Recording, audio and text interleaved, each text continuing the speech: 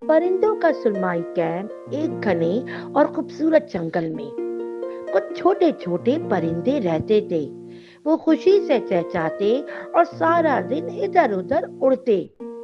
ایک دن عقل مند چڑیا نے دیکھا کہ ہوا ٹھنڈی ہو رہی ہے، درختوں کے پتے جھلس گئے، آسمان سرمئی ہو گیا۔ ننھی چڑیا نے کہا، دوستو، موسم سرما آ رہا ہے، اب ہمیں تیاری کرنی چاہیے۔ تمام پرندے مان گئے۔ انہوں نے پتے، ٹہنیاں اور نرم گھاس جمع کی اور درختوں پر ایک چھوٹا آرام دہ پیارا سا کیمپ بنایا۔ ہر روز پرندے جنگل میں اڑتے تھے، بیج، اناج اور چھوٹے پھل جمع کرتے تھے تاکہ سردیوں میں انہیں کہیں دور جانا نہ پڑے۔ جمع شدہ کھانا آرام سے کھا لیا جائے۔ انہوں نے اپنے کیمپ میں حفاظت سے محفوظ کر لیا۔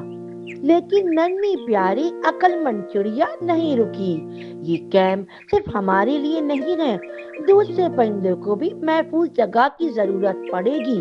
پرندوں نے مل کر ایک نہیں دو نہیں بلکہ کئی اضافی کیمپ بنا ڈالے تاکہ سردیوں میں آنے والے کسی بھی پرندے کا گھر گرم ہو۔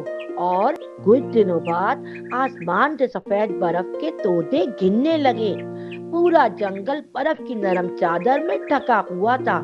درخت، شاخیں اور کیمپ خوبصورتی سے چمک رہے تھے۔ پرندے بہت خوش تھے۔ کچھ برف پر پھسل گئے، کچھ برف کے گولے ایک دوسرے پر پھینکنے لگے اور وہ سب زور سے ہنس پڑے۔ کیمپوں کے اندر چھوٹی چھوٹی آگ محفوظ طریقے سے جل رہی تھی، بہت خوبصورت لگ رہی تھی۔ باہر برف پڑنے کے دوران پرندوں کو گرم رکھنا۔ سردیاں آ چکی تھیں لیکن پرندے ڈرے نہیں کیونکہ وہ تیار تھے۔ انہوں نے پہلے سے موسم کی تیاری جو کر لی تھی۔ رات کو تمام پرندے اپنے گرم کیمپوں میں سکون سے سوتے تھے۔ عقل مند پرندے نے سرگوشی کی، جب ہم محنت کرتے ہیں اور دوسروں کا خیال رکھتے ہیں، سرد ترین موسم بھی خوشیوں سے بھر سکتا ہے۔